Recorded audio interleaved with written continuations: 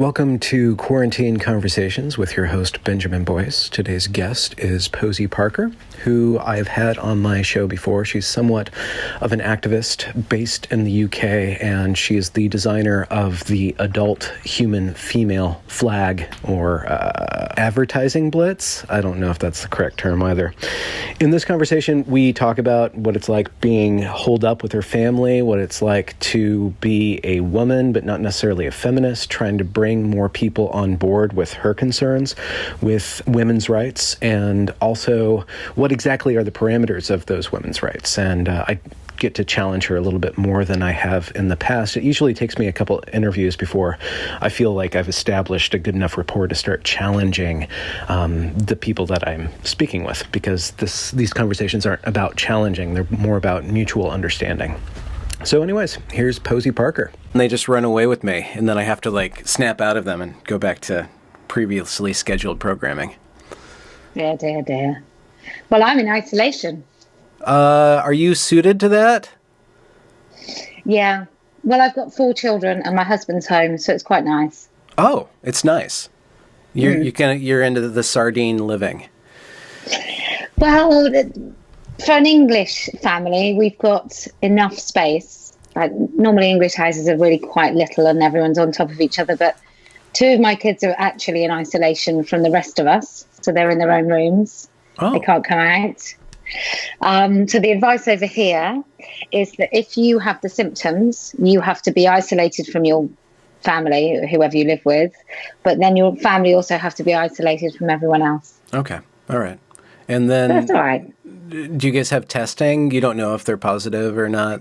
You just have to... Well, they're not doing testing at the moment. I think the trouble with the testing is you then have to go and contact people. Yeah. You have to go in amongst people to get tested. So the Prime Minister said that he's going to have tests to find out who's had it when we've, got control of everything. But they're all off school for the next 3 months. Wow. Okay. The schools over here were closed for 6 weeks. So. Oh, well, maybe. I mean, if we stem the tide of this thing, but we live a lot closer to each other, perhaps, than people in Canada, even in these sort of places. So maybe. I don't know. It's quite nice. They've cancelled all of the exams. So all the GCSEs, all the A-levels, which are like the 16-year-old and the 18-year-old exams, they're all cancelled. I would imagine uni exams are cancelled. So these are funny times, aren't they? I think this is going to be an interesting time for the human race, and almost, if I was a theist, potentially what we need.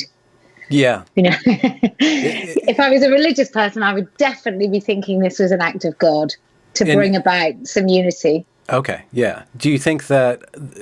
Well, you're hoping that. Do you think it's possible? How do you think that might help us? What do you think that might be affected? Well, I think in the UK, I don't know about anywhere else. I haven't lived anywhere else, but I've moved to a small town, and if I say the word community doesn't exist in this place, then, that would be an understatement. And I think we live, Brexit has torn this country apart. And there's still people that are absolutely gutted 3.5 years on. And we haven't even seen any massive negative impacts. There's sort of perceived things that both Brexiteers and Ramonas have claimed is to do with one way or the other Brexit. But, this country in particular needed something.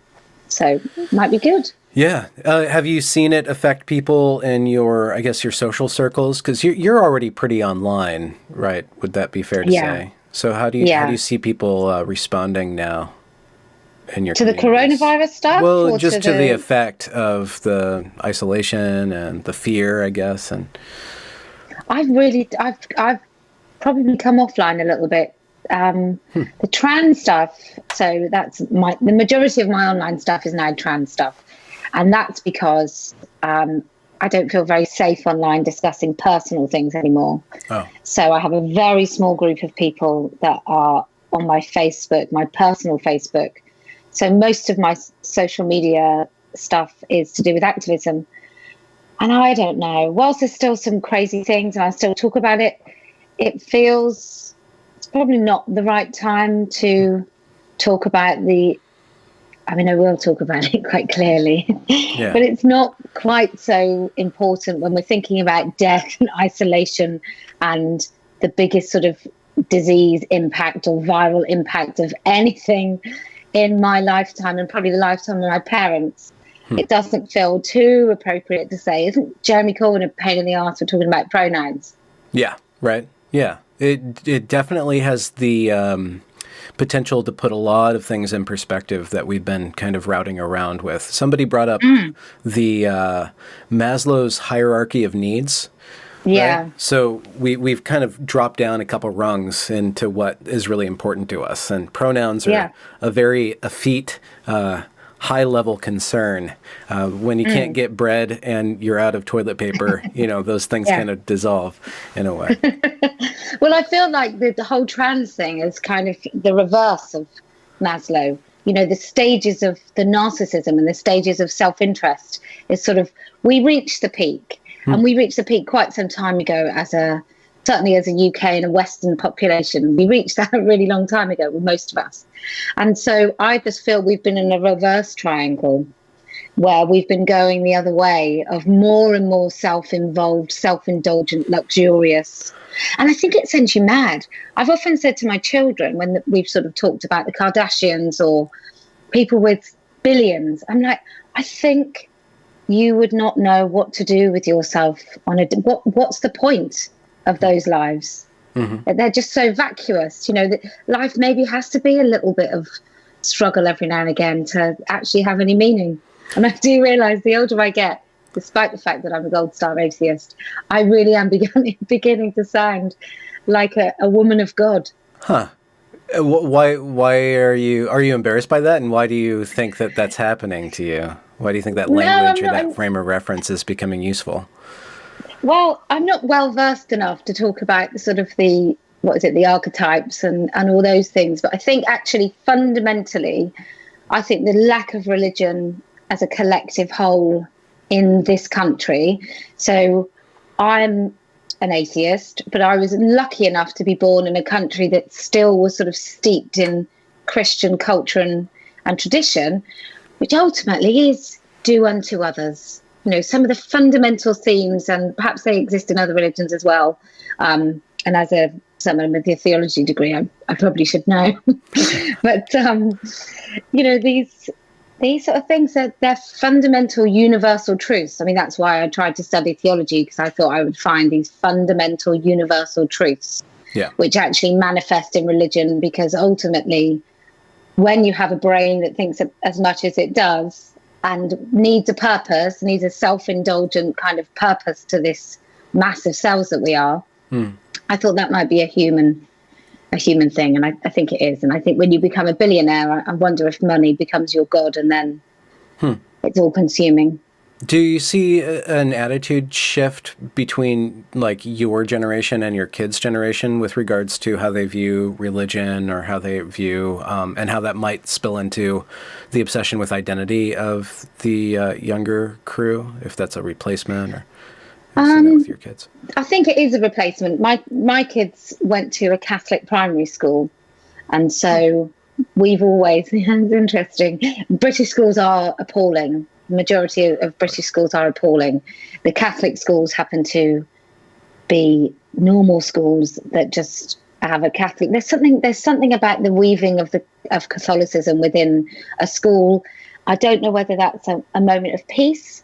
So when they would come in the morning, they would pray. So you have like 3 minutes of absolute, this is the purpose of our day stuff. I don't believe in God, so I don't believe it's him.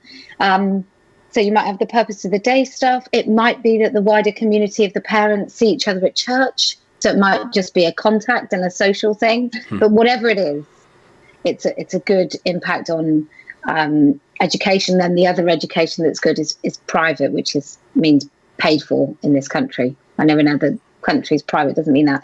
But so now my son also has returned to a Catholic sixth form, and he's immensely happy. He's surrounded by theists. So I think it saves, a really good structure of a religious belief ultimately saves these kids from the trans stuff. Not all of them, but Church of England is wishy-washy, dodgy stuff anyway. And evangelical is much more active, but the old school kind of steeped in tradition religion. I think so. I think in a certain way, narcissism is the ultimate form of social distancing. You kind of get lost in yourself, and you're 6 degrees removed from everybody unless they're looking at you. It reduces human contact to a very insubstantial or substanceless communication. Yeah. That you see. Well, it's not toing and froing either, is it? When you're a narcissist and everything revolves around you and everything directed to you is about you, you don't really hear anything else. I would imagine you don't really hear anyone else's emotion or feeling or situation because you're so obsessed with your own. Yeah. And you just become kind of an island in a way. So that's interesting that you went to the Catholic Church with your kids, but how did they begin to, have you seen them develop kind of a theistic frame of mind? And how did you pair, they would come home with these ideas about God and then you would talk about... They come home with really confused, they came home with great stuff about God. So my youngest is now 11, and when he started school, so they went to a Montessori before then, which is an Italian style, brilliant education. I wish they would roll it out everywhere.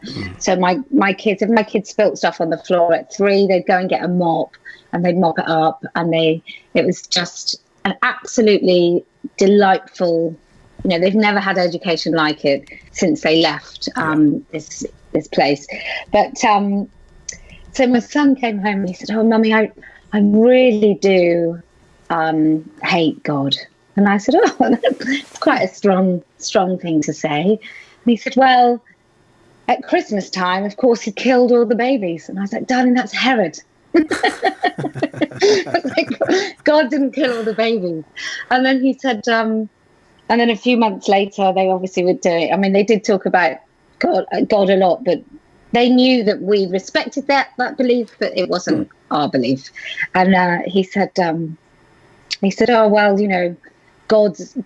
Bob's everywhere." And I said, "Who's Bob?" And he said, "Well, God, and he's everywhere, and he's really important." And I said, "Oh, do you believe in God?" And he said, "Yeah, but not as much as I believe in monster trucks."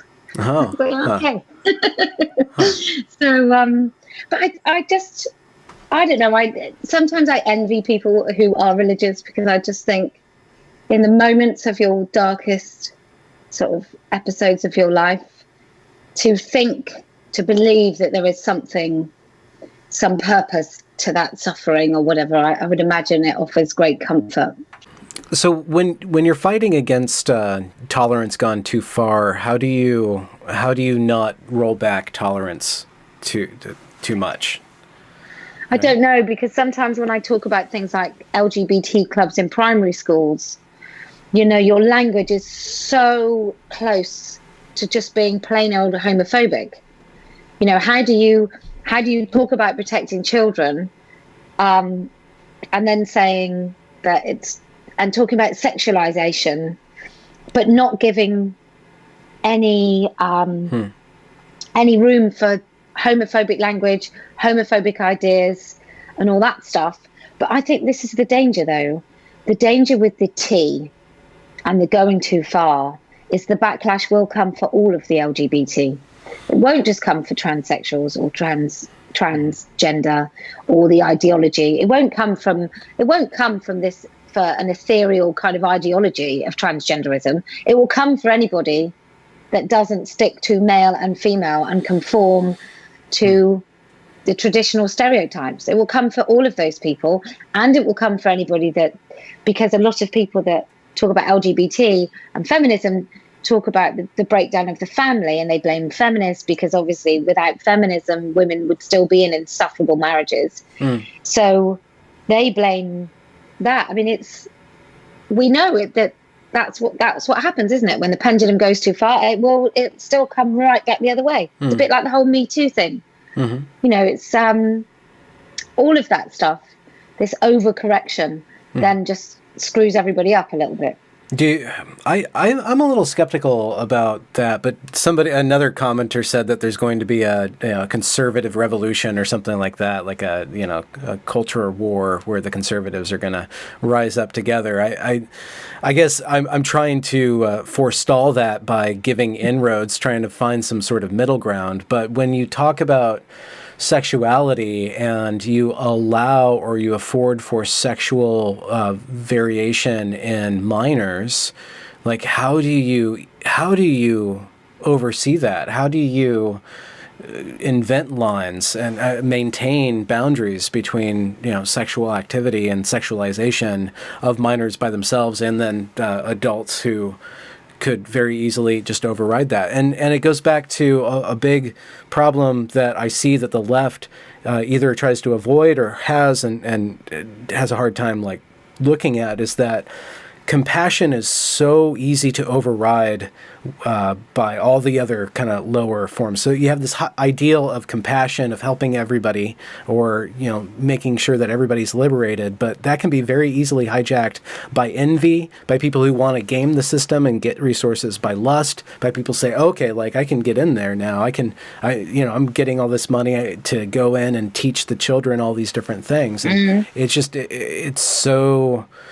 it's so difficult to walk the line where you say you have to have compassion, but you have to give guidelines to children. You have to have rules and make those rules not inhuman, like with a certain portion of the trans women or the trans identified men, or whatever is the proper term in whatever conversation we're having, the amount of abuse that these young people experienced heightened their gender dysphoria, heightened their uncomfortability, and pushed them into even more distress because they just didn't fit in. So how do you teach tolerance without it going into another form of abuse? I don't see it's an easy solution unless we can slow down the conversation and kind of curbside some of the rhetoric to.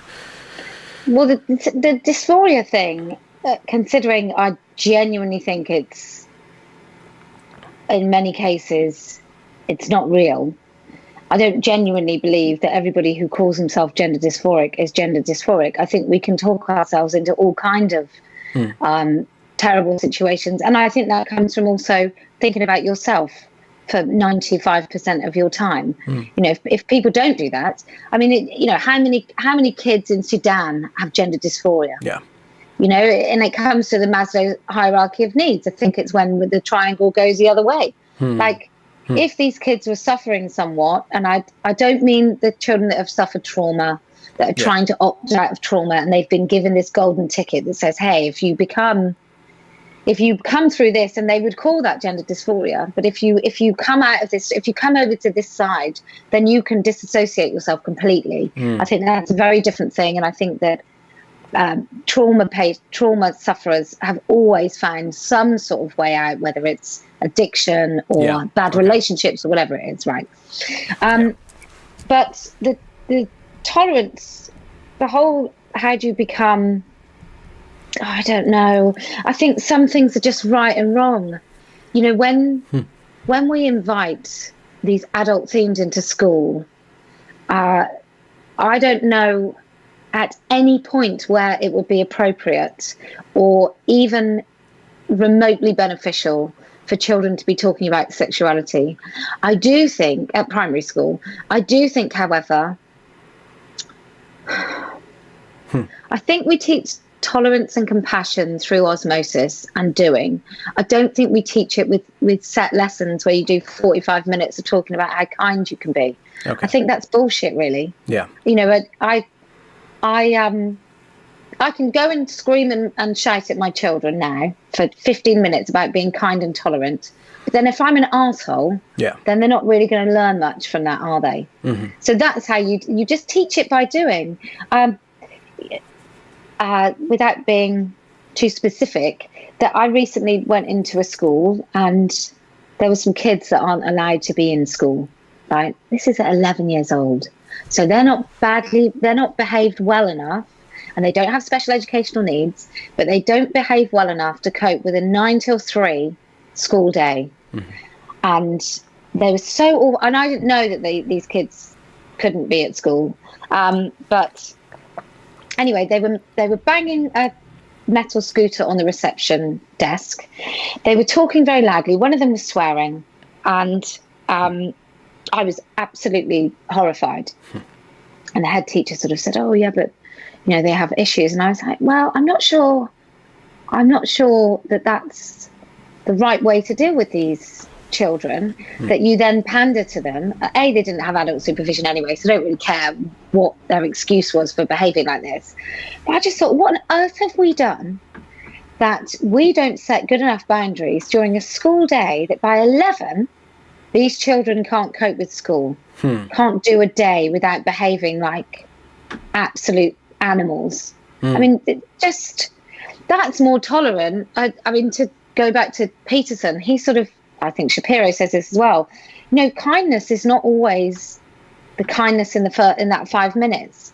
The kind and compassionate thing to do for even the children with the most dreadful home lives is to provide a safe, secure school day where they're not made to feel uncomfortable, where they know that if they sit down and they do their work, they're going to have a great day, and if they mess around, they're going to be stopped.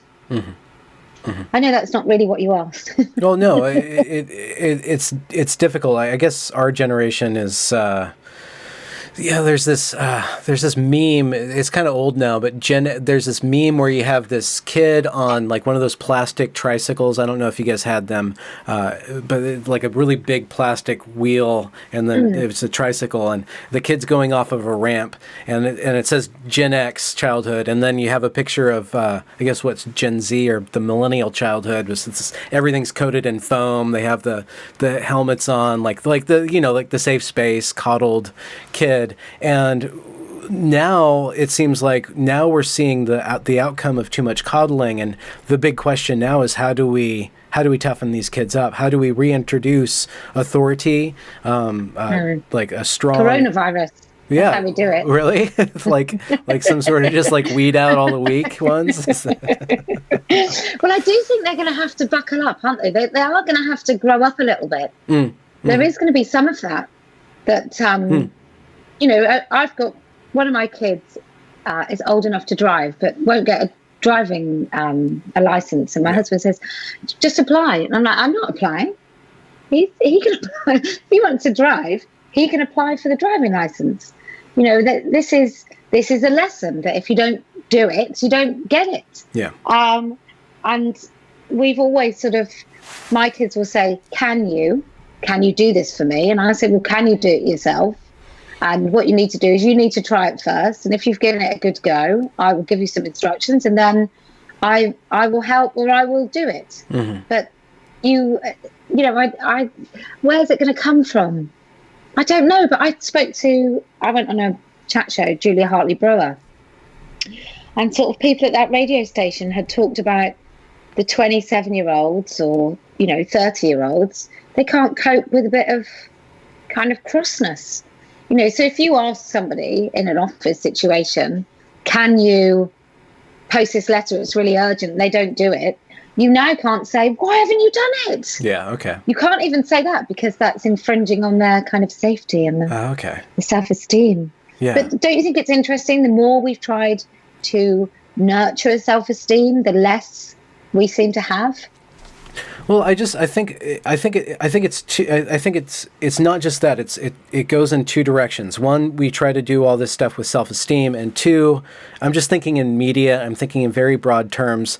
The authority is usually the bad guy. The strong person's usually the bad guy. The hard-headed dad that comes in, like the general father, is like the one that's imposing so much trauma.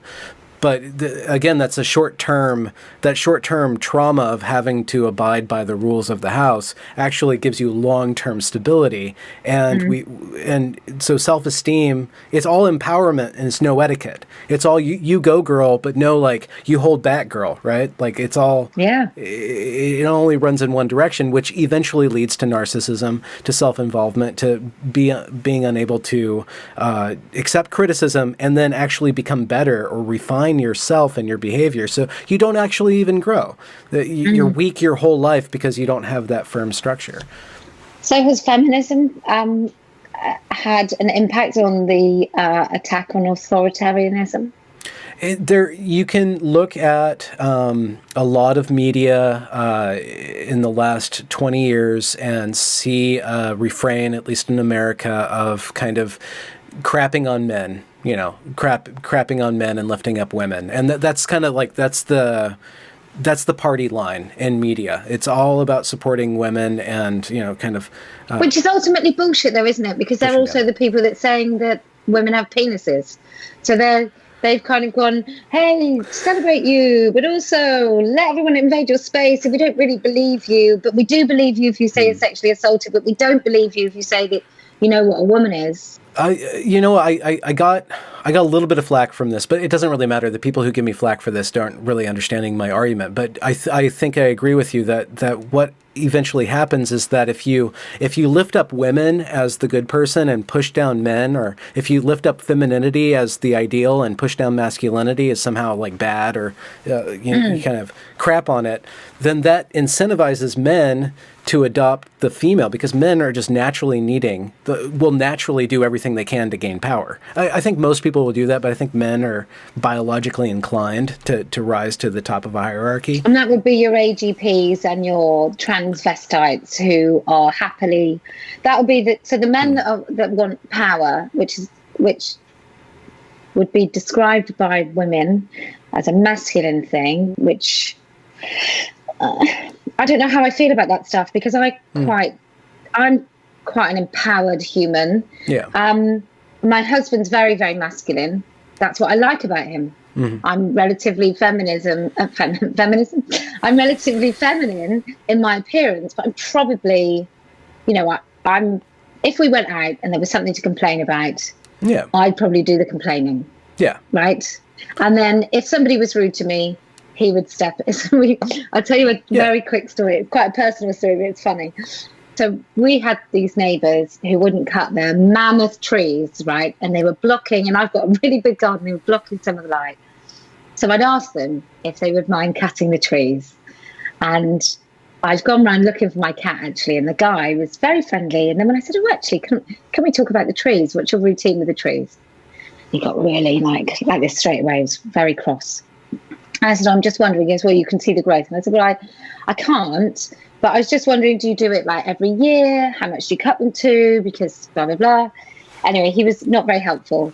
And then eventually I sent him a letter and said, look, I could get a solicitor to make you cut the trees, or I could go to the council, which cost me quite a lot of money, but it then means that you would have to maintain your trees every year. So I'm just asking you politely. Anyway, then he started cutting the trees on a Sunday morning with massive great big branches coming in my garden. So I just went out and said, what are you doing? Look, it's fine if you don't want to talk to us. They live in a different road, so we never see them. I said, it's fine if you don't want to talk to us. You could have put a note through the door, knowing that I've got kids and pets, saying, look, we're going to cut this on Sunday. Anyway, so he comes round, the guy comes round very cross, and I'm at the door, and I'm at the door, and I said, look, and I think it was when Trump was getting elected, and I said, oh, and every time I spoke, he just kept talking over me, and I said, you remind me of a presidential candidate, so, or something like that. And I was like, you just don't let women speak.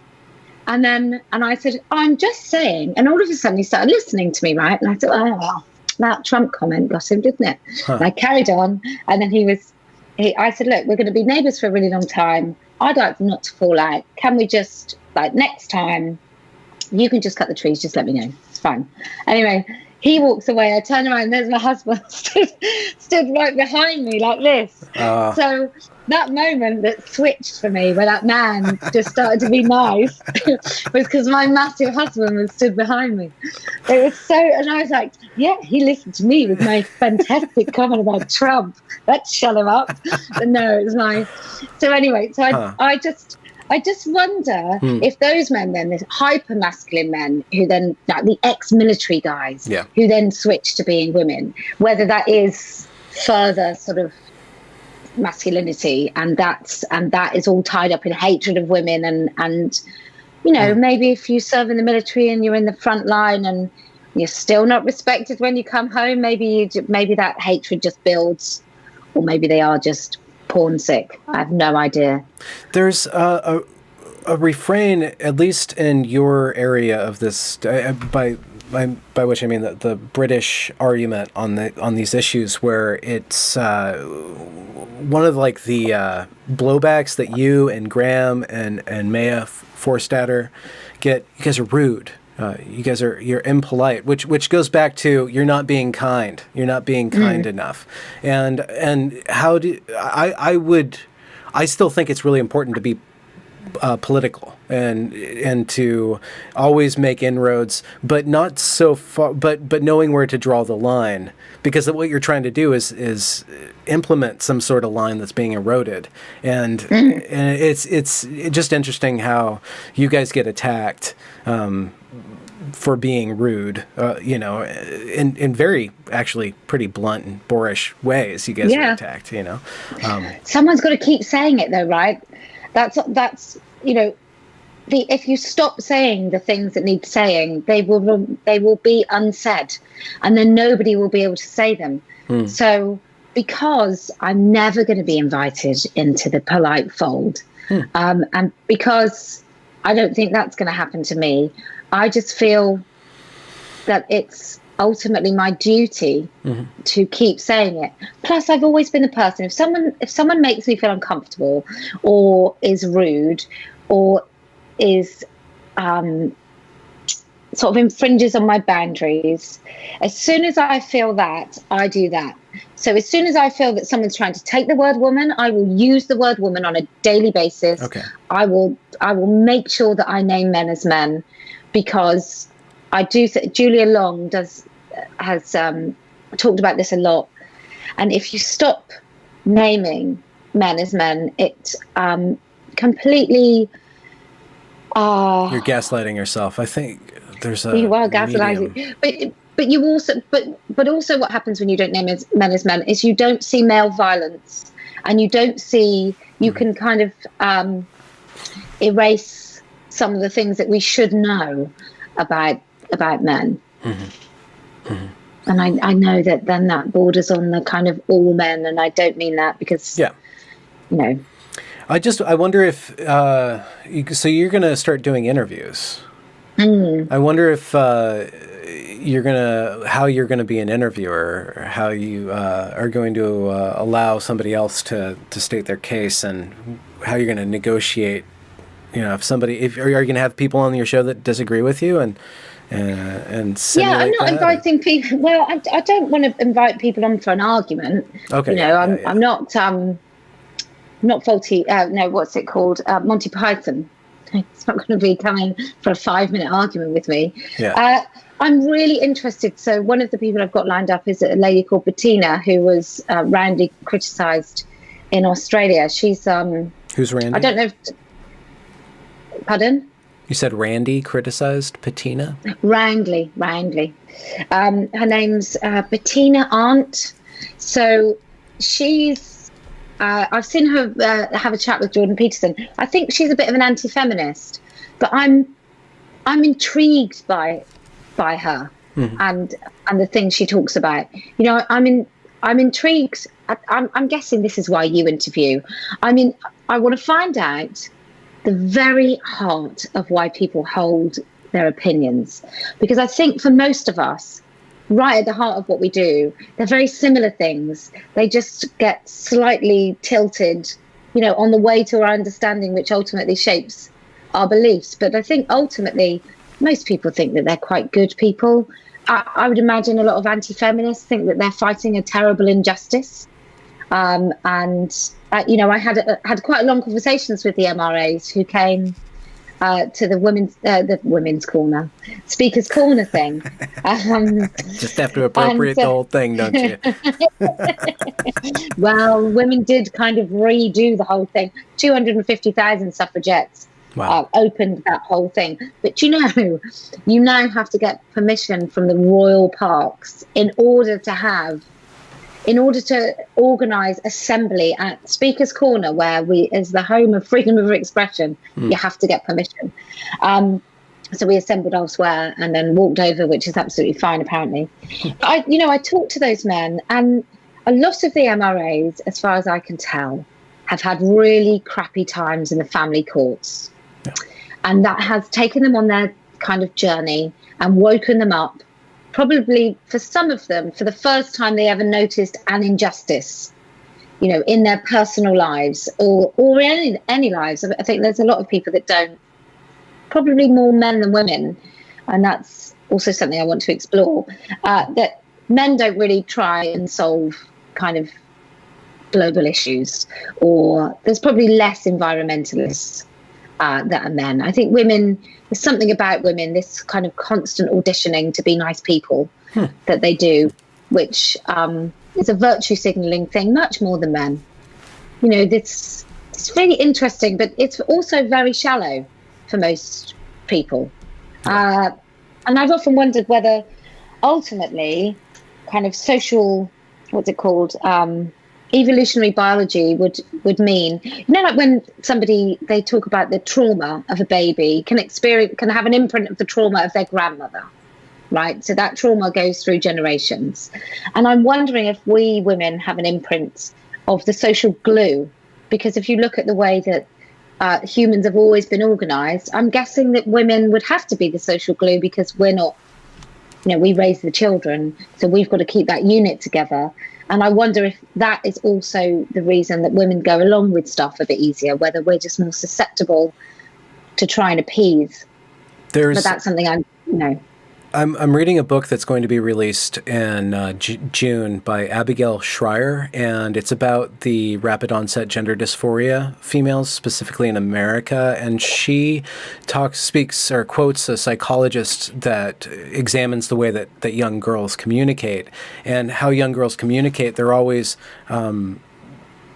sympathizing with their female friends, and how that sympathy actually allows them to detach from reality and just absorb the reality of their friend, and how that co-rumination actually causes like depression to spread through a peer group, and how that social contagion, females are particularly apt at sympathy, but also that comes with a trade-off of being apt at just all assuming the same cause, all assuming the same worldview, assuming the same detachment from reality, assuming the same identity or ideology.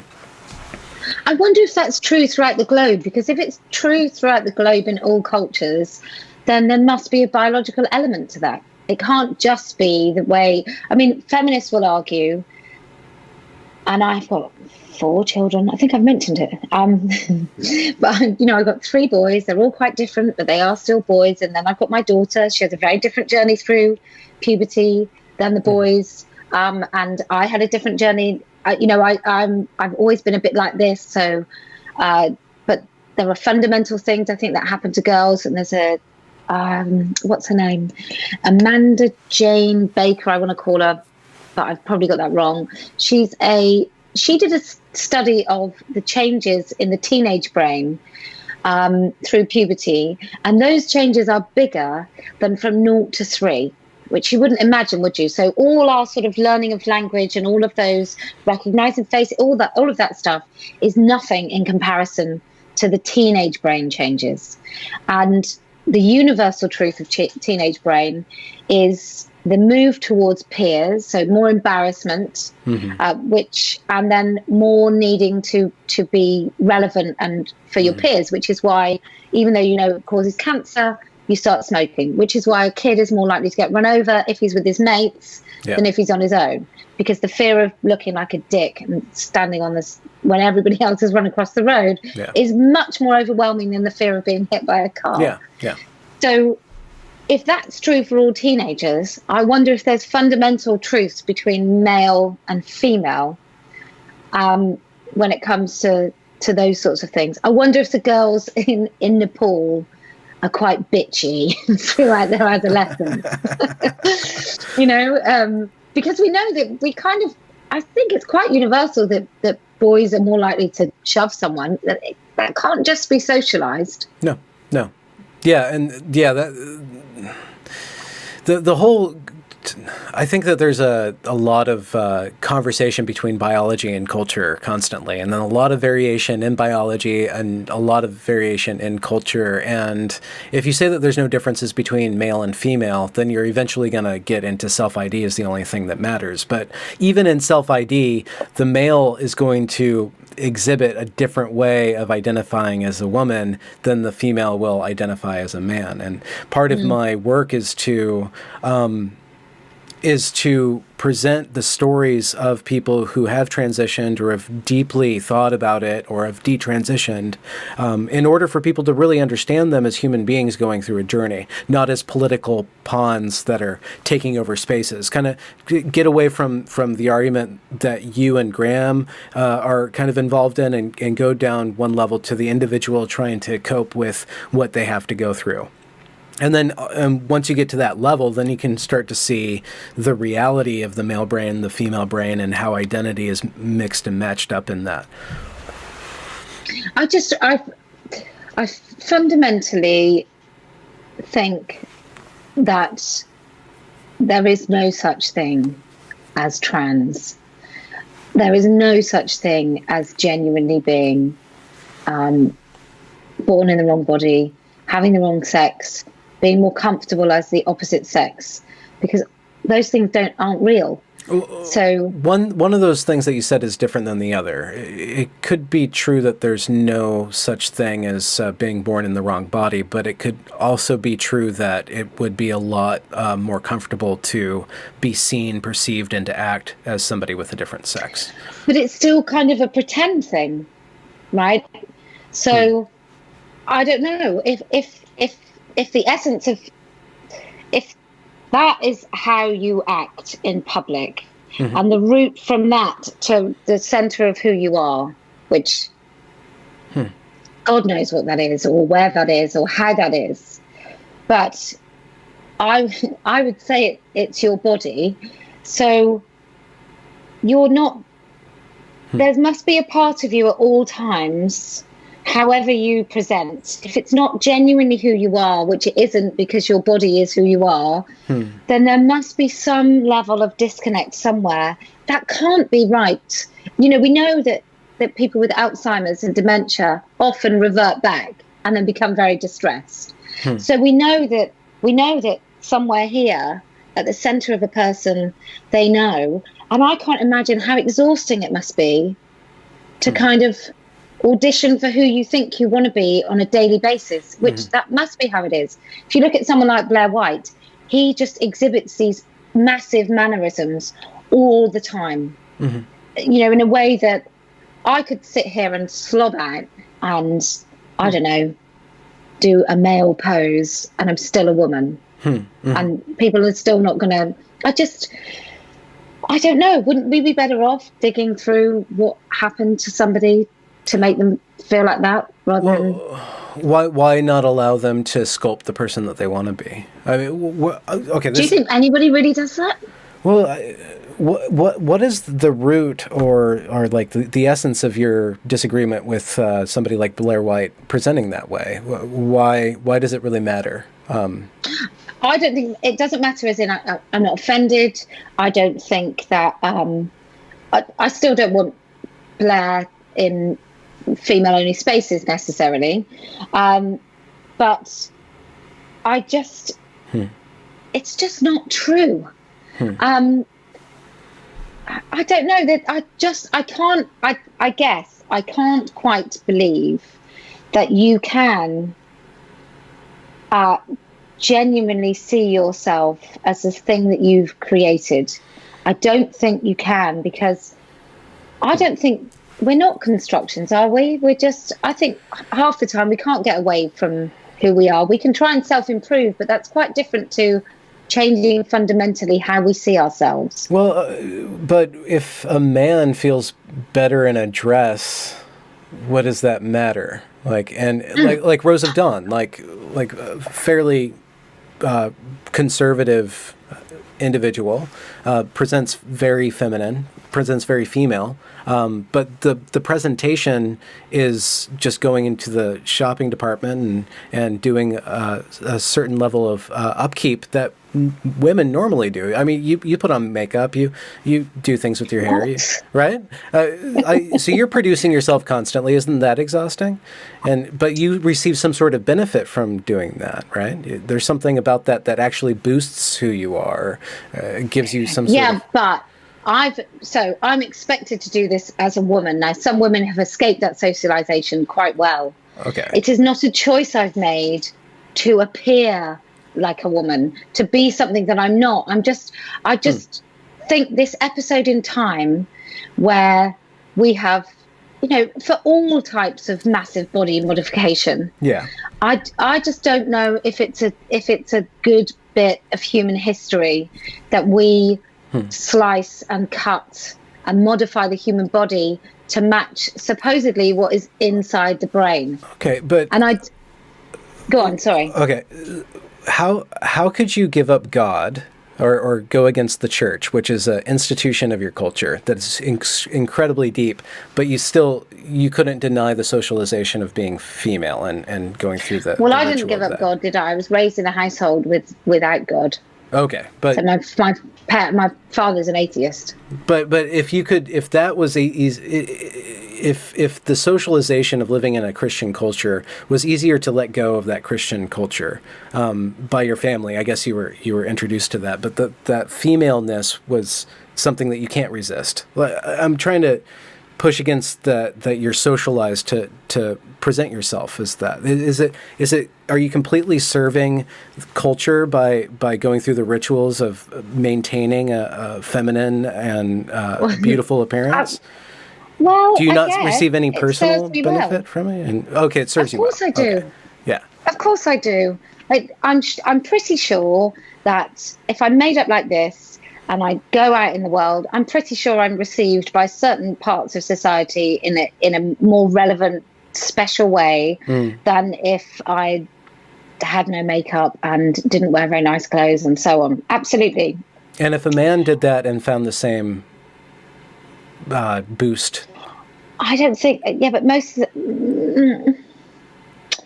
I know what you're saying, and I do from a personal person-to-person point of view, without picking on individuals, which I did. I'm fully aware that I'm a hypocrite here because I did pick on Blair. But if you take it back from the individual, which obviously you're very interested in the individual, then I just don't see how living something which in your deepest, darkest moments is a lie. I don't see how that's really better for the person than actually getting through it and accepting and being able to be comfortable however you were. I'm wondering how this is manifest that all of a sudden we've got so many of these men, if it isn't something significant that's happened, whether it's porn or whatever it is to society, something has happened that's changed this.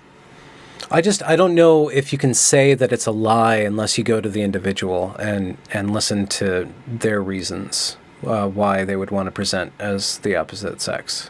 I don't know if you can blanket say it's a lie if they are adopting something that they resonate with.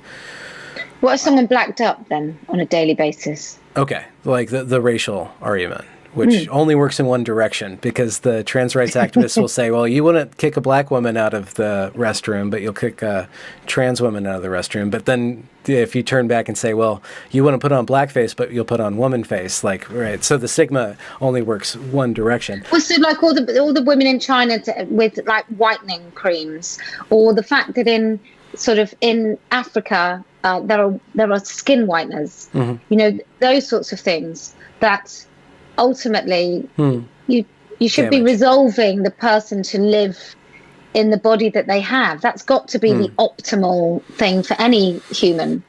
Yeah, but we're tinkerers. I mean, we're always going to want to do a little bit. I mean, I'm kind of shaggy. Like, I should actually have a lot more production than I do for these things. If I wanted my channel to grow, I'd put a little bit more effort into the glossiness. But you do get a benefit from tinkering with your appearance, and they're there's societies where the men actually do more presentation than the women do. So there's a cultural aspect to that, and there's cultural taste. And I see what you're saying, but I need to push against that, and not because it's rude that to give the blanket statement that all trans people are lying with themselves, but you can't. I just don't see that you can say that without actually approaching it on a person-to-person basis. And at the same time, I do understand that you're talking on a cultural level when it becomes accepted, where self-ID you can just identify into whatever sex. Like, I don't agree with that.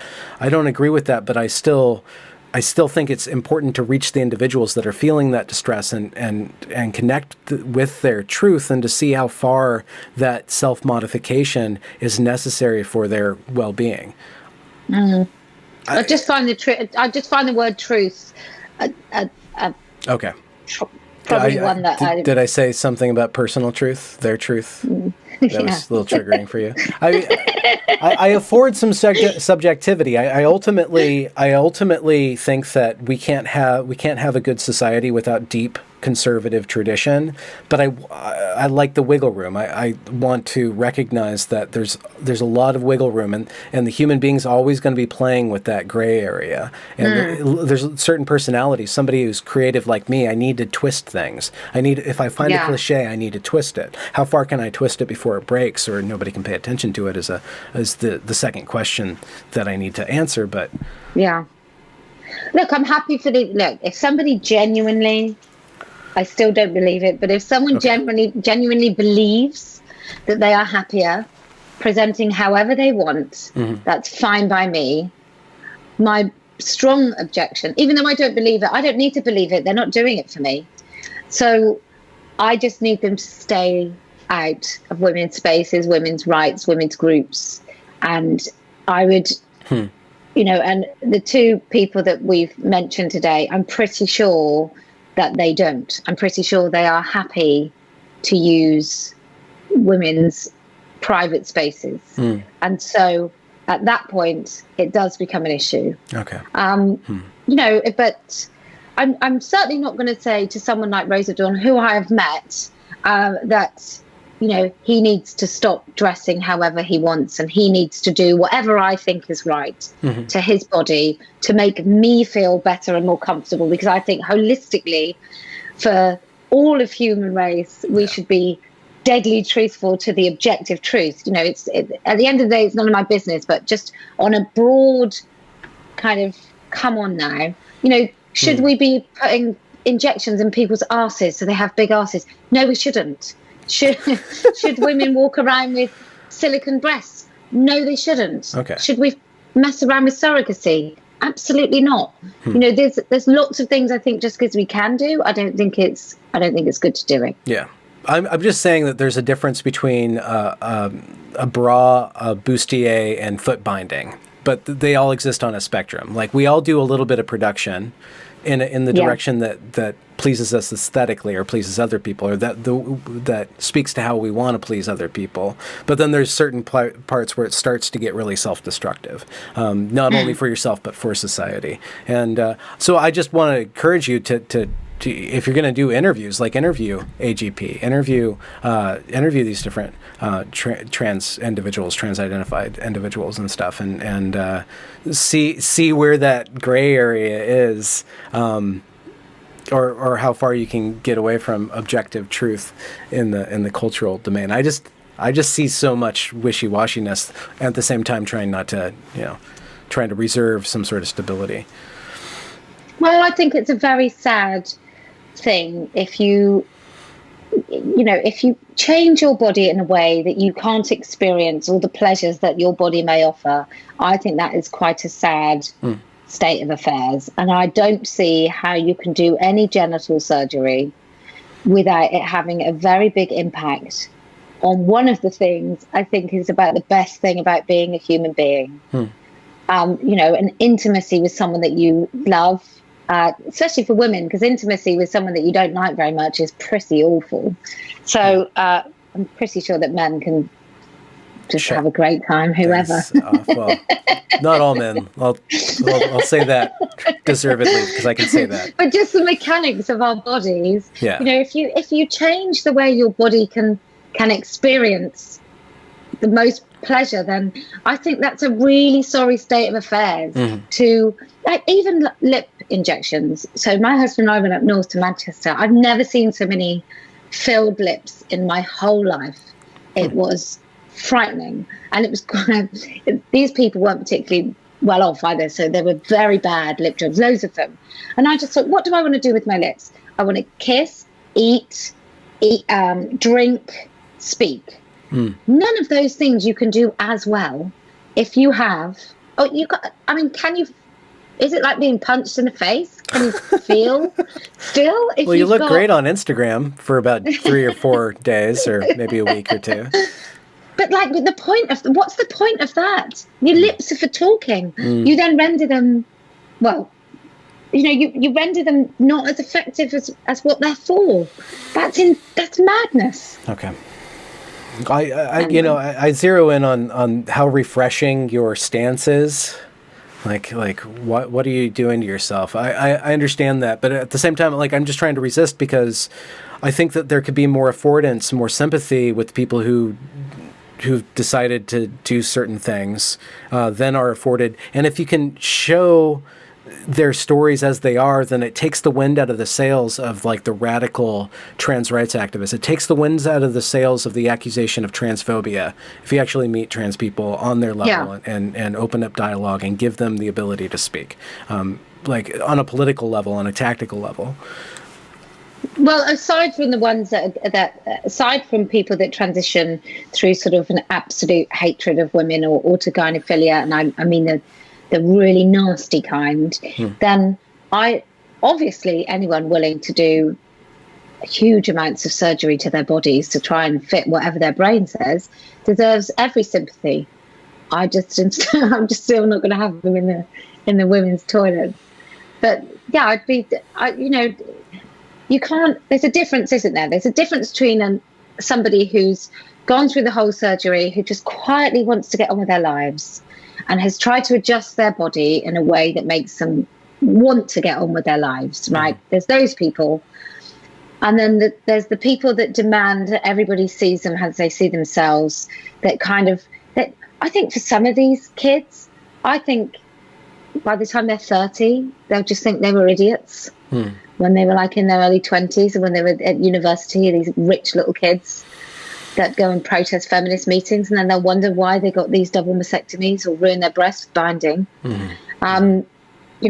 So I'm not without compassion for these people. I just think somebody has to say sometimes that's it's crazy. Crazy. I can see that there should be an understanding of people as individuals, and really kind of looking at people and not saying the blanket statement that they're all lying. I don't, maybe they are, maybe they're not, but unless you talk to them, how do you really know? How can you really judge people? I don't know. Well, if you take it something like female genital mutilation, those women that do that to their daughters that had it done to themselves, they don't know that what they're doing is harmful. They're doing it with all the right reasons, but we know that that's wrong. So just because somebody transitions, because they're doing it for them, for all the right reasons, because they really feel it and they really know, and they're absolutely positive, and they felt this way, when they retrospectively kind of rehash their entire childhoods, and they do that, then I'm in the same position with that person as I am with somebody who does FGM to their daughter. I'm not comparing the harm. I'm comparing the status of that person doing something which I believe is ultimately harmful and not right, and therefore not true. Not true. So the woman who thinks that will protect her daughter from sort of will be clean and virtuous and closer to God, or whatever it is, whatever the reason, I know that's not true. Now, maybe lie is too big a word because that implies some sort of active dishonesty. Well, I guess now you're speaking about a mother doing that to her daughter or son, pushing their son on estrogen or puberty blockers and stuff, which is a different conversation than an adult individual deciding. No, I just mean that. No, I mean that woman is. Forget that she's doing it to someone else, but for that woman, that is the right thing to do. That she believes that with her whole heart. Even the suffering of that child, she believes is absolutely right. Now, it's not right, and so therefore it is a lie because it's not right. That's the same as somebody believing with their whole heart and mind that they are born in the wrong body, or that they really are the opposite sex, which I guess was the point you made, which is about someone feeling more comfortable. And I just wonder even that, whether that is genuinely true, that ultimately, you know, do you walk around thinking any minute someone's going to find out that you're going to forget that? I don't know. That's what I mean. It's difficult to reach people who are there unless you change the way that you approach them. Who, me? Well, I'm speaking in general. I'm speaking actually. The biggest problem is the young women who get swept up into this and then start doing things with their body and cut off all ties with their parents. And any sort of resistance is seen as transphobia. It's how do you reach those people? How do you reach those girls that are, you know, working out some trauma or discomfort in a very destructive way? Do you think they can be reached? I don't know. I think it's just got to become unfashionable. Yeah. Well, how do you make it unfashionable then? I guess everything has a cycle, doesn't it? Yeah. I just wonder whether there'll be enough. I really don't know. I've never seen a fad like this that leaves such terrible scars. And that everything else you've managed just to get away with just having bad photos of bad hair. Well, yeah. I mean, the anorexia thing is a little bit more out there, but yeah. But this is a new anorexia, isn't it? So how did?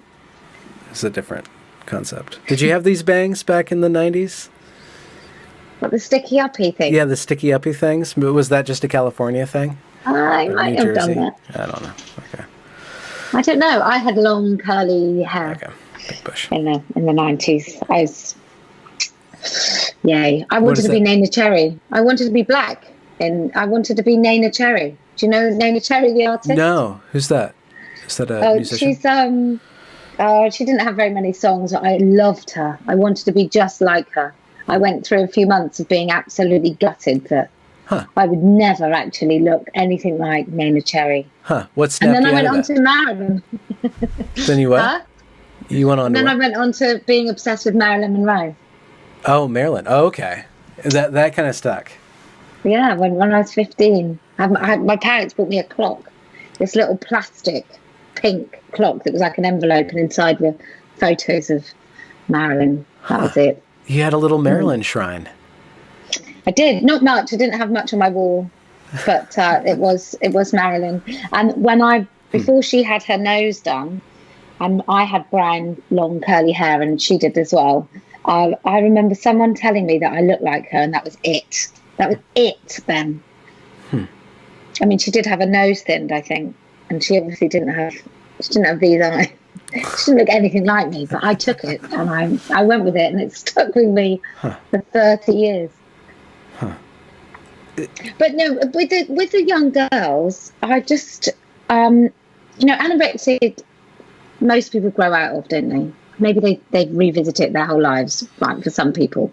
But most of my female friends and relatives have had eating disorders of some description for a little bit of time. And I do think with this, though, I mean, you could then eat, get better. But even the mild cases now, they're being swept into surgery so quickly that, I mean, you can't can't, can you? You can't move on from having both your breasts removed. I think maybe we should be criminalising surgeons. Maybe make it that they can't do it. That's what I would do. I would not want to be a surgeon, that kind of surgeon on the Day of Judgment. I can say that as a mild theist. I hope there is a God for those sort of people, to be honest. Yeah. I certainly hope there's Satan. And they could go and spend eternity with him. I mean, I just, can you imagine, right? Can you imagine going into work? Have you seen the pictures of the guys with the two buckets cake. of breasts? Yeah. And the cake and all that? How can you, do you think they just think money? Or do you think some of them think they're helping? Because I find it really difficult, knowing a few surgeons and what they're like, I find it really difficult to think that they are interested in helping anyone at all. The hubris, I think, can trick a man into think that he's kind of serving, he's the God, the beneficent God, like he's dispensing his gift upon the suffering individual. And I think that there's probably a myopia or such a huge wall of pride that disallows them to look at the consequences. And plus the entire establishment's on their side and training them to think that way too. So this stuff's very entrenched. It's an entire cultural zeitgeist from the girls who are transitioning to the medical establishment that's pandering. But they've been planning this for ages, haven't they? When you start unraveling, if you look, I don't know what happens in your Senate. What do you have in Canada? I'm not in Canada, yo. I'm American. Oh, I always think you're Canadian. Really? Because of Meghan. Yeah. Oh, yeah, that's kind of slightly offensive, but I love Canadians, so I'm not terribly. So in America, right? So in the UK, we have something called Hansard, where they record everything that's ever said in Parliament and the House of Lords, so we can reference it. So there must be something in America. And I bet C-SPAN. C-SPAN. Okay, so there must be C-SPAN discussions of this shit from about 2 decades ago, if not more. And then there must be some sort of history of people, you know, if you're going into surgery, and in America it's very well paid, and then someone's like, hey, I did 5 vasectomies last week. I made like 300 grand. Then why wouldn't you think, oh, I'll specialize in that? I mean, there's a local girl apparently, who has kept her genitals but also had a penis made. Wait, what? She's kept, this was from a tradesman that came round my house. Okay. To measure up. Sounds like some sort of Japanese anime kind of thing. So she's got both. She's kept it, yeah. Oh, okay. Apparently, I have seen pictures where men have just inverted the... Okay, sorry. I got just content warning. Okay, go forward. Oh, sorry. Where there are non-binary surgeries now, or there are surgeries where somebody may want an orifice but keep their penis. Okay. So they've inverted something else. I'm so sorry. I didn't even think about that. So there's these new evolving. Yeah. Well, did you write something about transhumanism? Transsexualism, transgenderism, transhumanism? Somebody just wrote that. Some sort of well-researched article. No, that wouldn't be me. Okay. But there are some out there. Okay, yeah. I mean, that's ultimately where this is headed. Like, why not be a cat human? Like, why not go through and get some wings, you know? Remove a couple limbs, put them on your chest, you know? You can go grabby things like this. Easier to type that way. I don't know. See, coronavirus. Get a baby installed right here, and you can have, like... You know, like Total Recall style, you know, have a wise entity that jumps out of your stomach and gives you a haiku every 20 minutes or something like that. I don't know. But do you think then that this viral epidemic, this thing that's happening, Corona, do you think maybe then that we will just get reacquainted with, I mean, you said it, didn't you? We'll get reacquainted with ourselves in a more meaningful way. You know what? I think it might be. I mean, in my household, I live with a very high-powered woman, and I'm high powered in a very weird way where I do nothing, and that's how I produce what I produce, you know? So I like just hunker down but she's always out there just doing and working and working and working. And now she's got to be home, and now we're actually rebuilding our relationship in a way. And so it's not just spending time alone, which would mean spending time on the internet, spending time in my own head, but like actually spending time in close quarters with another human being is what's going to reboot us into thinking, oh, a human being is a complex entity that says weird things and has a weird odor and moves through space and takes up the room and has different patterns of their life. That might be what helps us to understand the human condition a little bit more, being kind of holed up with each other instead of just blasted out in this Matrix style disembodied identity cachet. I mean, what did we do before everybody had the internet in their houses? And what did people do? Oh, we read books, build models, do puzzles. We had arguments about stuff because you couldn't check a fact. Oh, yeah. So you'd sit and debate it for ages. You'll if you're into that somebody thing. would have to, you know, it's weird. I often threaten that we're going to go offline for like a month or something. At your house? We never do. Yeah. Well, you're kind of online. All the time. Yeah. Parker Posie online. Well, I mean, I'm not, like I said, I've only got my very small Facebook, and that I can't really do political opinions because you know, my mum's friend who I've known since I was 3 is not really interested in some of this stuff. I do put a little bit on it, but nothing like Posie Parker. And I've only got a bit of Instagram, and then I just do YouTube. And then sometimes I don't for a little while because the MRAs I've managed to attract by doing trigonometry or Sargon, those people, they're not remotely interested. They don't want to hear anything that's to do with anything remotely feminist. Okay. Yeah. And, you know, you don't want to start censoring yourself either. So I'd rather not have to design something to facilitate, to suit the audience, because then it becomes inauthentic or some other crappy word like that. It's really difficult to move between, you know, to get into these different groups, to get into these different topics, and then go to another topic and sympathize or interact in a sympathetic manner with other people that this group is against and stuff. It's really difficult to do that. Your audience really, it's disheartening that my audience on YouTube has a very certain demand and a certain perspective, and they're saying it with every video, which is fine, which is great. I don't want to stop them and stuff, but it's kind of hard to not feel like I have to cater to that, you know, when I would die inside if I had to cater to an audience, if I didn't follow my curiosity. So, well, you wouldn't get people watching you either if you started doing that, because the reason they watched you in the first place is because you do things the way you do them. Yeah. But it's funny, isn't it, when people go, oh, I'm going to unsubscribe because, you know, you just attacked men. And I'm thinking, I don't think I did, but fine. If you want to unsubscribe, that's great. Because I'm, you know, if I wanted to build an audience, if I wanted to build a big audience, I'd probably either go very right-wing, because I think there's such a lack of right-wing stuff in mainstream. Yeah. That's why people like Stephen Crowder have got like 4 million or whatever subscribers, because he's offering something that you just can't get anywhere else. Yeah. And like women in the intellectual dark web, those sort of women, they are either quite pro-porn or a bit anti-feminist. That's the only way, apparently, to get a huge male audience is to sort of half attack women. And I like these women. I'm not saying I don't like these women, but I do. It's quite interesting that, and also loads of women just talk about women, which is really boring, and not the intellectual dark web women.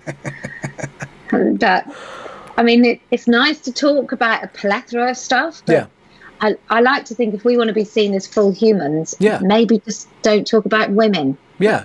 All the time. Yeah, I mean, you have such a strong banner behind you. It says "woman" at least twice and female once. So, I mean, which is a huge, area to be in, but I wonder how you're going to branch out and if you're going to allow yourself to just go hog wild on some weird, strange, topic about, oil futures in the Sudan or something like that. I don't know. Well, I want to start talking about globalization and that sort of, I've been talking to this lovely, well, she won't come on my channel, but she's a sort of uber left-wing, just incredible mind, and she's switched me on to globalization. Well, I've been thinking about it for a while, and it's very difficult because that's another thing, like the LGBT stuff, kind of almost stepping to homophobia.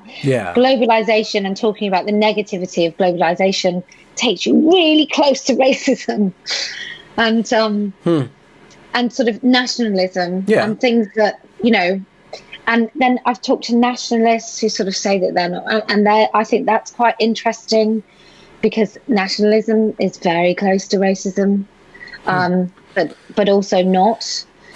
And so we're in a very unique. I was speaking with Bo Weingard yesterday at length about this. It's that at least in the West, you have this very unique experiment of trying to get different ethnicities to come together, and the nation as an idea is a way for these different tribes to go up to another rung of an us, a bigger us that doesn't dissolve into a universal us. So how do you navigate that? And I think that equating nationalism with racism or thinking of it as related actually misses the point that nationalism was an escape from ethnocentrism, actually, in a way, if handled correctly. But the ties are that people who would call themselves nationalists, or the people that I've heard of that are nationalists, are also racist. So as soon as you hear the word or are they stigmatized as racist by the globalists, right? Well, probably a little bit of both, isn't it? There have been people that I've mentioned. You mentioned him, but you got his name wrong. Tommy Robinson. Okay. I mentioned him once and said that I would like, I'd like to know what these accusations are. Right. So he's been accused of all types of things, and I just basically said, I'm now this. I'm a Nazi. I'm a bigot. I'm a transphobe, and I know that I'm not. And so this person is accused of that. And I just wonder whose agenda that serves, like what purpose that is. Or is he genuinely all the things he's been accused of? Like, I want to know why he's accused of that. And that basically meant that I was obviously a Nazi bigot, just like him. Just for raising that question. So I just want to get to I want to take the people that have been vilified and demonized and accused of the sort of things that I am, and I want to talk to those people about what they really said and did. I'm not saying that I'm having Tommy Robinson on my thing at all, by the way. That would be channel suicide. And just generally, I'm not interested. Plus, he's a bit of a thug. But, all these people outside, like Sargon of Akkad, I went on his thing, and I found him a really affable, nice bloke. Even saying that, I have people going, I'm going to unfollow you. Well, and that's why I was pushing back against you earlier when you brought up autogynephiles or AGP men. I'm like, are you vilifying them? Are they actually that way, or are we seeing the worst of the worst? Like, where's the line between somebody who's not a danger and somebody who's using the transgender ideology to affect their will, who's a bad actor, and until you go and you look at the individual cases, you can't really see. So that's all I'm saying. Like, if you're going to vilify a group of people, you're going to be vilified too. Like, and we see that's it's always used to serve some sort of political agenda, even though, like, you have to be careful who you talk to.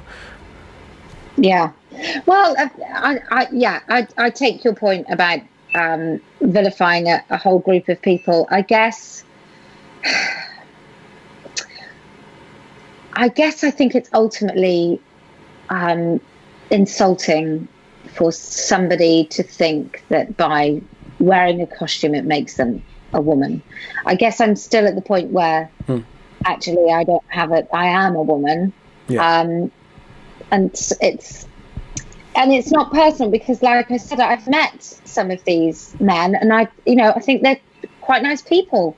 But I also know that some of those men behind closed doors have gaslighted their wives, have transitioned when they've got kids. I find that really, I just think that's quite an abusive thing to do.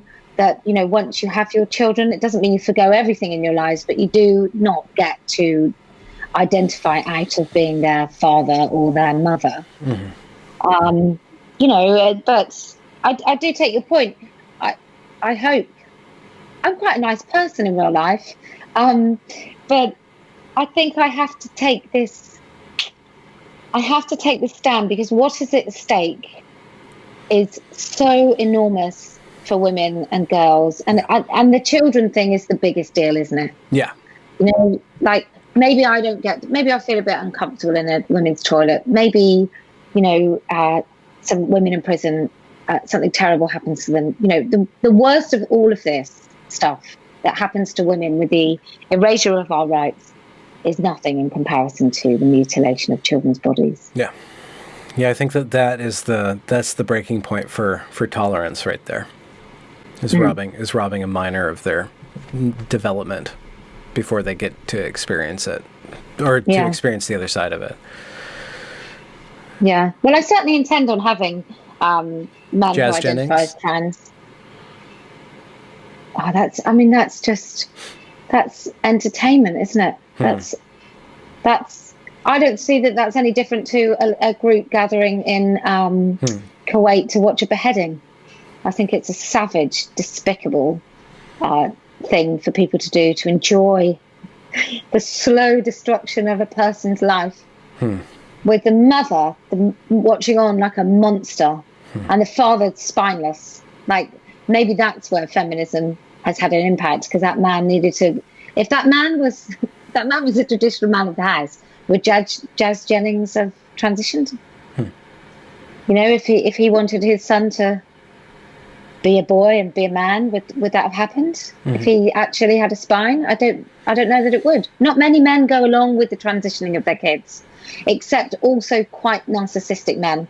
So when I went to the Capitol, and saw Sarah McBride, there was a really tall black man who was being interviewed, and they were talking about kids, and they were talking about the black trans women murder rate, like as if that's got anything to do with children transitioning, that black sex workers who happen to call themselves women are being killed. I don't know, black women that are sex workers, that are prostitutes, are they also killed in high numbers? Is it greater if you've got a penis? I have no idea what the cross. In fact, I think it's more likely that just black men will be killed than black men who call themselves trans. Across America, I think the statistics don't bear out.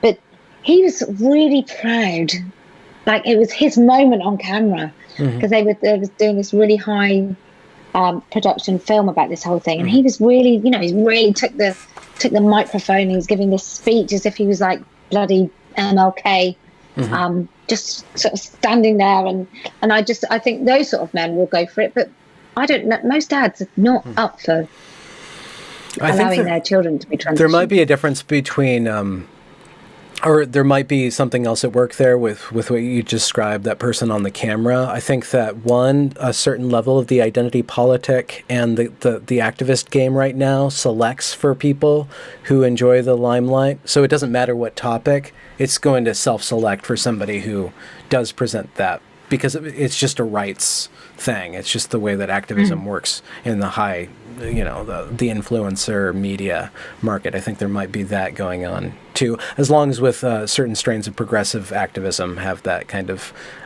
they select for narcissists. It just happens, Yeah. I frequently ask myself, are you a narcissist?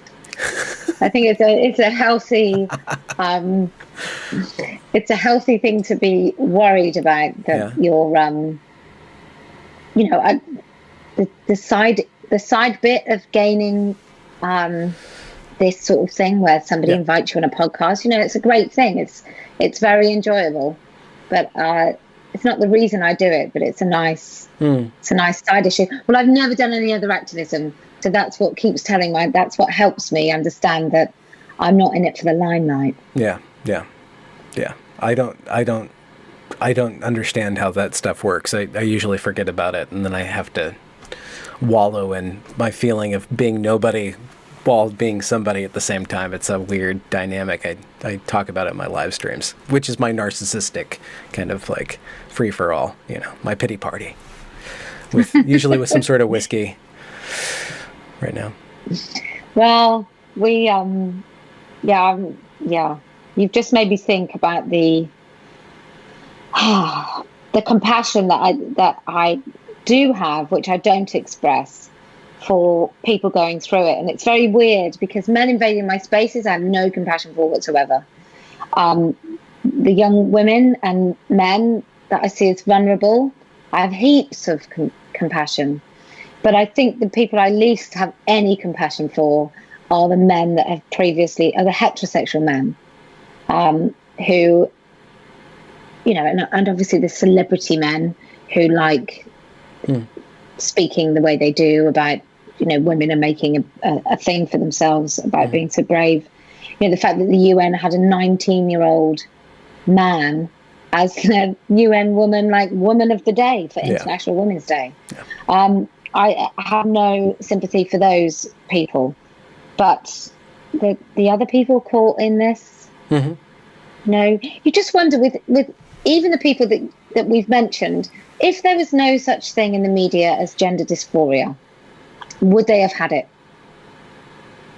It's a well-documented condition, but it's not as prevalent. It was not as prevalent until it became a fad, but I think it's been around for quite a while. The male brain is a weird thing. It does some really weird things in development. There's a lot of variation. So do you think they would have, do you think like 40 years ago there were people with, I think AGP is a very different thing to gender dysphoria. So I think AGP has existed for longer.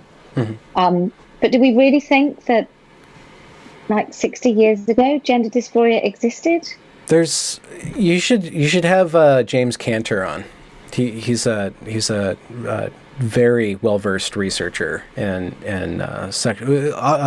paraphilia, as they're called, but he knows about he would probably shock you with some of his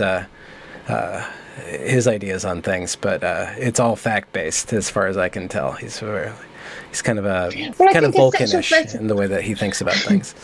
But a sexual fetish, and that being something in the human condition, especially in particular for men, that has kind of been around for a really long time, and they manifest in different ways, but the ultimate bit of the receptors and the brain and blah, blah, blah are the same. That's one thing that I can understand. Okay. But the specific of gender dysphoria, of wanting to be the other sex, I'd be really interested to find out what we called it before we called it that, and whether or not we documented it before we called it that. Yeah. Yeah, it's been around for a while. As far as I've spoke with Ray Blanchard and Michael Bailey and Kenneth Zucker, who've all been studying. Kenneth Zucker has done a lot of work with gender dysphoric children. They're all incredibly brilliant men that have been involved in this before it was cool, and were getting in trouble and canceled by these people before it was cool to get canceled. But their research goes back pretty far. Yeah, wow. That's why I think but gender dysphoria now can't be the same. Not everybody has gender dysphoria. It got conflated. It became a political issue, and then it became kind of a trendy thing. So it's really hard to get through all the noise. But that noise was based on certain instances, and if you parse through and you start interviewing people one-on-one, they'll start to tell you just different variations of stories that they kind of open the conversation up beyond the political level into the psychological level. Have you ever seen that there's a documentary about by Adam Curtis, and there's a segment in it about a little girl, and it was nearly a whole timer on antidepressants, And they take these antidepressants, they go to the psychologist, and the psychologist would ask questions like, you feel better now, don't you? Oh, you're so much happier now, aren't you? And I think there's such a strong theme of that in this whole so-called gender dysphoria, that what happens when they realise they weren't gender dysphoric at all.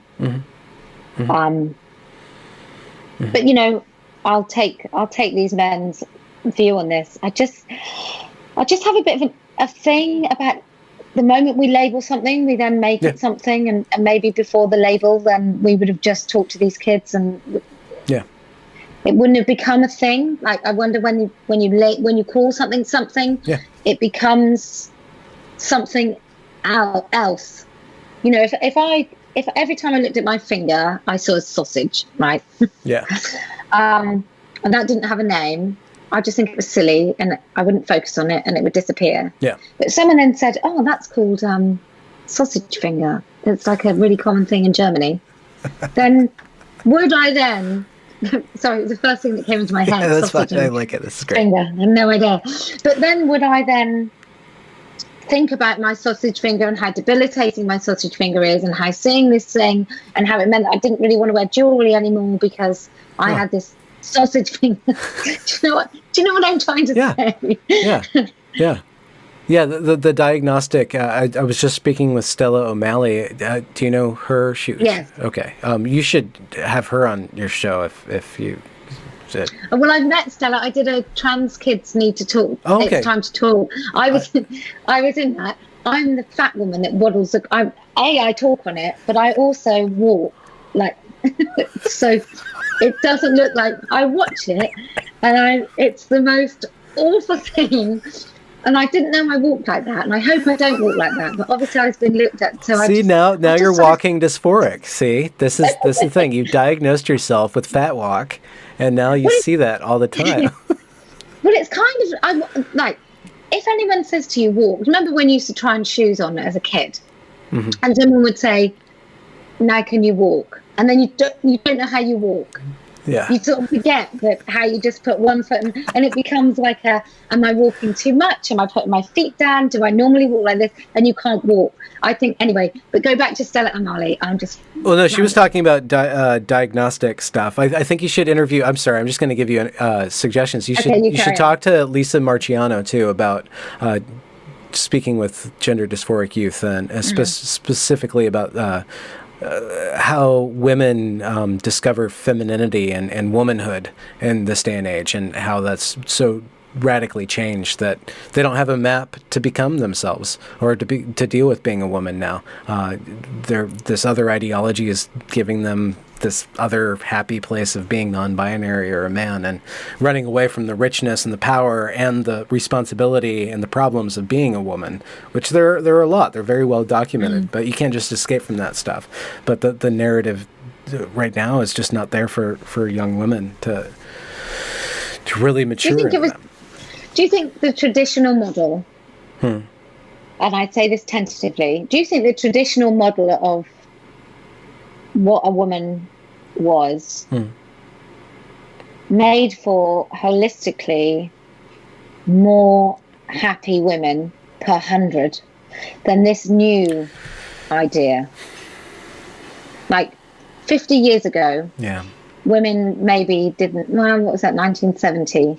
So maybe 100 years ago, were women more miserable individually in their lives, being oppressed, or were actually the structure, which we talk about with children, the structure of our society, which told them what they were? Do you think ultimately people were happier? Well, if you look at certain strains of feminism, it's another just way of telling women who to be and what they are and what they're not. That's true. So, I mean, you swapped out one narrative for another. I think that casting the relationship between man and woman as the oppressor and the oppressed is horribly damaging to the psychology of women, men, and relationships on a societal level. And if we can get back to just reinvigorating the relationship between men and women on on a societal level and the story level, what is it to be a partner? What is heterosexuality? What is that about, and how do you tell the story of being a woman in a relationship with a man? I think there's plenty of tradition and richness in that. I think that our desire, again, to tinker with things will always kind of want to rebel against superstructures, and so I don't know the answer to your question, but I think that there's a lot of trade-offs when you get liberatory attitudes come into a traditional culture. It'll do a lot of freeing, and it'll inject a lot of chaos. And I think usually only the smart will survive. I think that it favors the highly intelligent to be able to make themselves and to spend a lot of attention on producing themselves. And the people who aren't really good at that are actually do a lot of suffering, because then they don't know how to invent themselves, so they just glom on to whatever's the most coolest thing, or the thing that a certain level number of people need an authoritarian structure. But now, whether it's explicit or implicit is a different manner, and so we're trying to navigate a society where you can be free but not strip out the actuality that a lot of people don't know what to do with a lot of freedom.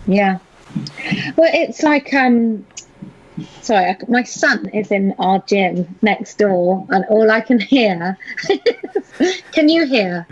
I hear some squishy. I think that's me. That might be me. All I can hear is clunk, clunk. I think he might be on the rowing machine. Oh dear. Anyway, what we said, men and women. Yeah, I just wonder, like, we had this thing in the 1980s. I may have discussed this with you before, so sorry if I'm boring. But in the 1980s, the tabloid press really went crazy about single mothers, right?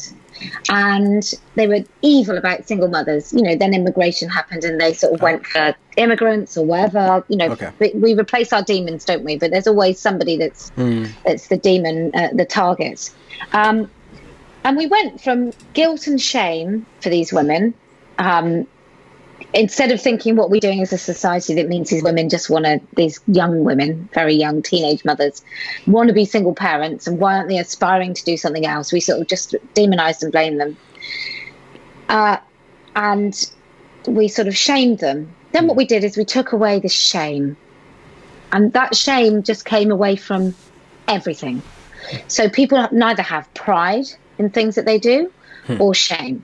So my grandparents lived in a council house, and in a council sort of cul-de-sac, so all the houses were the same, and in those front gardens they were well-tended lawns. They were sort of pansies and flowers around a border. Everyone would clean their car on a Sunday. You know, everybody had clean windows that they cleaned themselves because they couldn't afford to get anyone in. And houses were immaculate, and there was a real pride. And I don't know what happened that we sort of stopped shame and pride, but actually I think they're really good control mechanisms for society. Not that somebody can't bloody help whatever's happened to them should feel shame, but it is useful.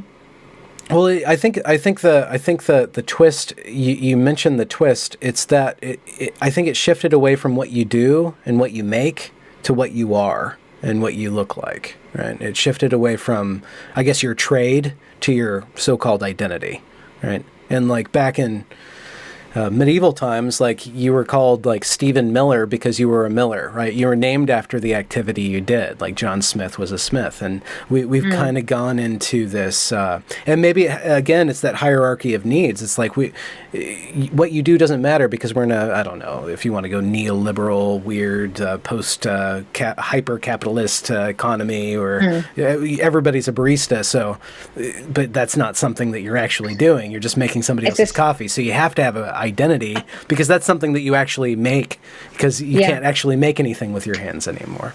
So no, well that's another. So, but the regulatory pride and shame it's still there, but it's just switched to something that's kind of really ephemeral.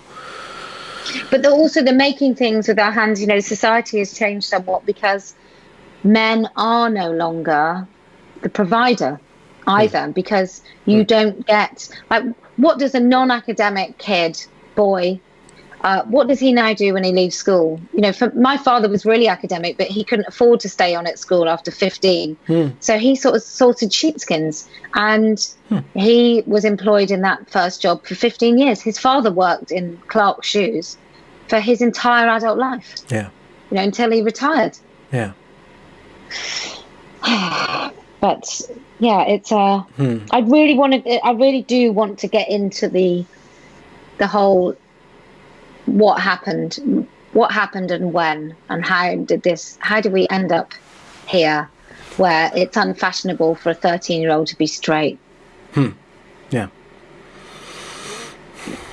It's a big topic. It'll keep you busy for a while. Well, I'm hoping so. I hope I haven't been too much of an arse that no people that call themselves trans would come on and talk to me, because I am intrigued at the very essence of what it is they believe they're doing.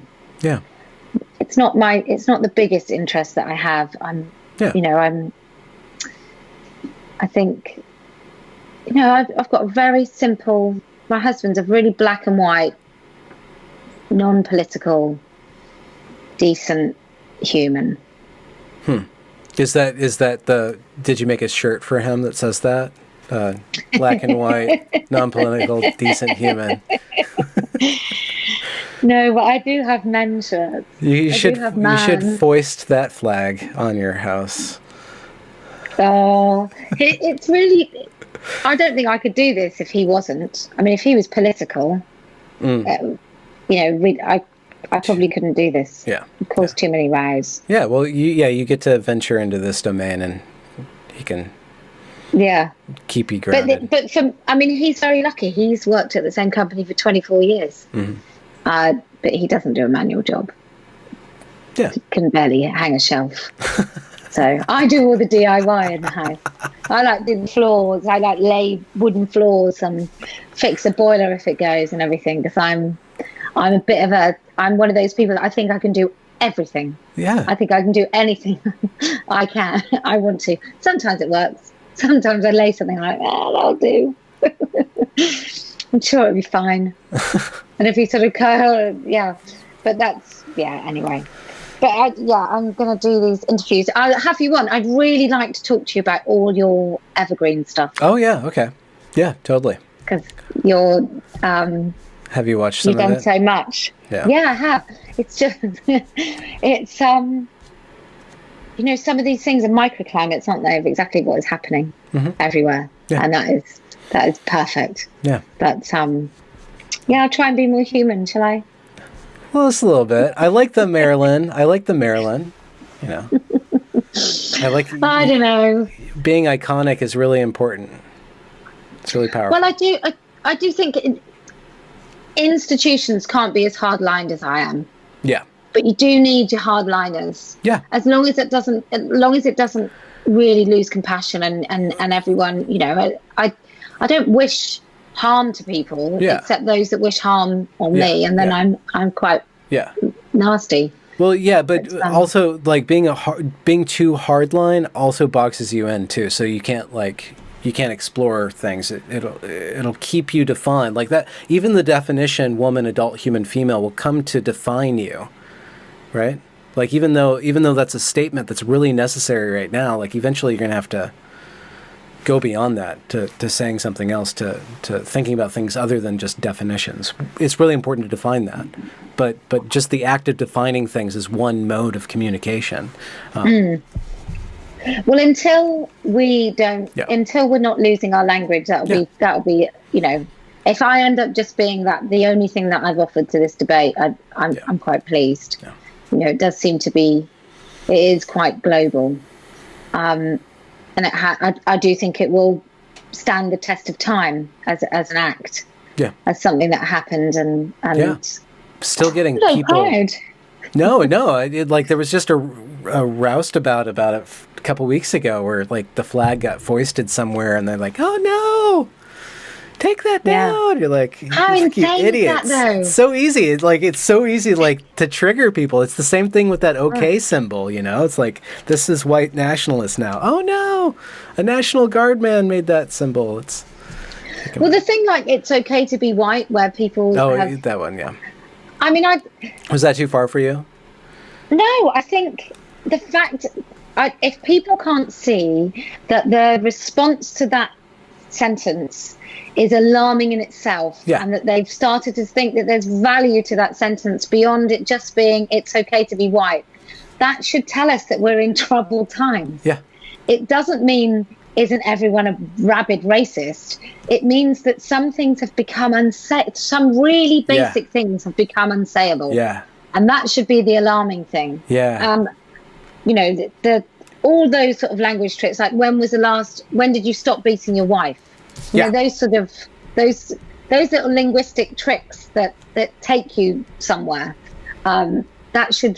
We should pay attention to those, because that's a really good barometer of where we are. Yeah, if the hyper social justice people had their way, we'd probably in probably about a week there'd be a big ad campaign about accepting the virus. You know, it's okay to be infected. Like that's xenophobic to not want to wash your hands. You know, to have any sort of borders, to stay inside your house when there are people outside on the streets right now. We should all go out. You know. Like that madness is, like in an actual dire situation, a lot of that virtue just vanishes. Like at the Evergreen College, every year at every event they say, we're on stolen land and this land is ceded by the Indians illegally. You know, like they do this whole virtue signal, but then the last big event they had, instead of doing that, they're like, we want to acknowledge that the coronavirus is coming through and we're all worried about that. Like the actual problem demolishes the virtue signal. Like it's an acid test for a lot of different Yeah. Well, this is, you know, these are the things that I think we're going to have an economic crisis, aren't we, as well? So we'll see. That might stop people saving up for needless surgery. Yeah. Well, yeah. We'll see. But I think honestly, deaths aside, I think this virus might be, it will change the world. Yeah. And I think it may do some good. It's a really hard reset, and it's not going to be easy, but I think we can afford a little austerity. I think we can afford that. I mean, deaths aside, like I don't mean to lighten up the actual load and the suffering that's going to happen. I mean like on the economic level and this just resetting is possible. Yeah. We can take advantage of it, and it might actually help us on a cultural level, you know. All you need now is some massive failure of all internet servers. Just for like, I don't know, could happen for a week. I wonder how we'd survive. Can you imagine? Because when you watch these things, you know, like in the 80s, they'd have these really scary, this is what's going to be, and the TV starts talking to you and controlling you and stuff. Yeah. I'm thinking, you know, maybe we'll be there. Maybe we'll have some weird thing where we all depend on this crazy thing where you can do everything online in a heartbeat. Yeah. And then you can't do it anymore. Yeah. But anyway, we've been talking for so long. Yeah, nice 2-hour chunk. Thanks for your time. Thanks for showing up. Thanks for that video that I stole and I forgot to reference. Oh, I don't care about that sort of stuff. She was good though. I thought she was very clear. She was good. That's and good. I've told them all. I'm going to have her on.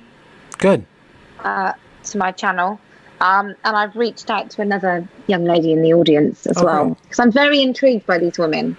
You know, I think it's, whilst these people are having no time in the mainstream and are being characterized as monsters. Yeah. You know, you hear MRA and what most of us think is men that really hate women. And I've yet to meet one that I didn't think held a little bit of a grudge, but most of them have just been through the family courts, and they've come out the other side. But then I know women that have, you know, I know some terrible things that have happened to women in family courts as well. So I think they're just shoddy places. Yeah. But anyway. Yeah. Thank you so much for having me. Thank you. Ms. See you Parker. Later. Have a good night. Cheers. Bye. Bye. Congratulations for reaching the end of the podcast. If you enjoyed this product, consider donating to this channel via paypal.me/Benjamin Boyce or joining me on Patreon. Also follow me on Twitter at Benjamin A. Boyce. Have a good night.